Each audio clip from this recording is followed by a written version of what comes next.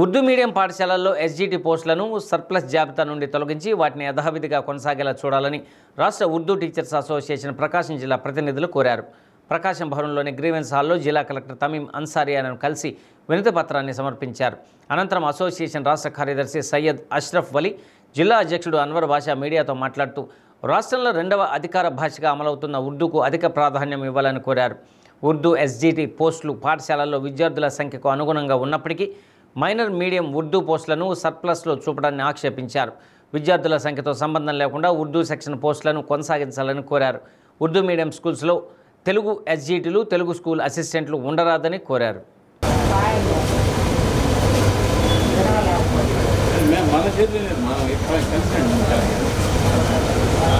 ఇప్పుడు ఈరోజు మనము డిఓ ఆఫీస్కి రావడం జరిగింది. ఉర్దూ టీచర్ల సమస్యల మీద ఉర్దూ ఉపాధ్యాయులని చాలా 56 పోస్టుల వరకు మనకు రేషనలైజేషన్లో భాగంగా మనం తీసేయచ్చున్నారు. దానిలో సెక్షన్ పోస్టులు ఉన్నాయి, ఉర్దూ మీడియం పోస్టులు ఉన్నాయి. వీళ్ళు ఉర్దూ చెప్పడం లేదు, ఉర్దూ టీచర్స్ ఉర్దూ స్కూళ్ళలో ఉర్దూ సెక్షన్ జరగడం లేదనే ఒక కారణంతో మన ఉర్దూ పోస్టులు చాలా వరకు తీసేస్తున్నారు. ఇది చాలా తప్పు.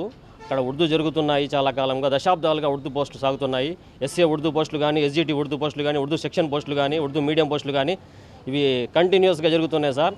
ఒక ఉర్దూ పోస్టులు లేవు, జరగడం లేదని చిన్న కారణంతో అసలు ఏం లేకపోయినా కూడా దాన్ని చూపి జరుగుతున్నట్టుగా చేస్తున్నారు. కాబట్టి ఈ ఉర్దూ పోస్టులు కొనసాగించాలని, రేషనలైజేషన్లో సర్ప్లస్లో చూపిన పోస్టులు మళ్ళీ రీబ్యాక్ చేసి ఉర్దూ పోస్టులు కొనసాగించాలని, ప్రకాశం జిల్లాలో ఉన్న అన్ని ఉర్దూ పోస్టులు నామ్స్ ప్రకారం కరెక్ట్గా ఉన్నాయి, అన్ని కొనసాగించాలని మనం గట్టిగా కొడుతున్నాం. ఈరోజు డిఓ గారిని కలవడం జరిగింది. అలాగే మన గ్రీవెన్స్లో కలెక్టర్ మేడం గారిని కూడా కలవడం, ఆమె కూడా బాగా స్పందించారు. డిఓ గారితో మాట్లాడతామన్నారు. డిఓ గారు కూడా బాగా స్పందించారు. ఈరోజు సాయంత్రంలో సమస్య పరిష్కారం చేస్తామన్నారు. ఉర్దూ టీచర్లు చాలామంది వచ్చారు నాతో పాటు. మన ఉర్దూ డిఐ గారు కూడా సహకరిస్తున్నారు. బాపట్ల డిఐ గారు కూడా మనకు సహకరిస్తున్నారు. ఉర్దూ డిఐ గారు, వాళ్ళందరికీ ధన్యవాదాలు. ఈ ఉర్దూ సమస్యని తొందరగా పరిష్కరించి ఉర్దూ ఉపాధ్యాయులకి, ఉర్దూ విద్యార్థులకి, ఉర్దూ పేరెంట్స్కి న్యాయం చేయాలని ఈ ముఖంగా కోరుతున్నాను సార్. Thank you.